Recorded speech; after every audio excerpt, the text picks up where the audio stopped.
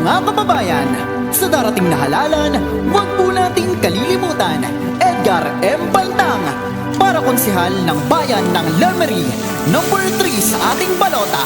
Maraming salamat po.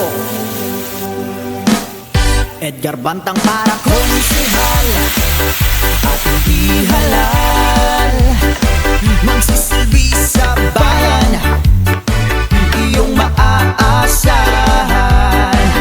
Edgar Bantang para konsehal at hindi halal, may puso sa kababayan, kasanggamot kaibigan.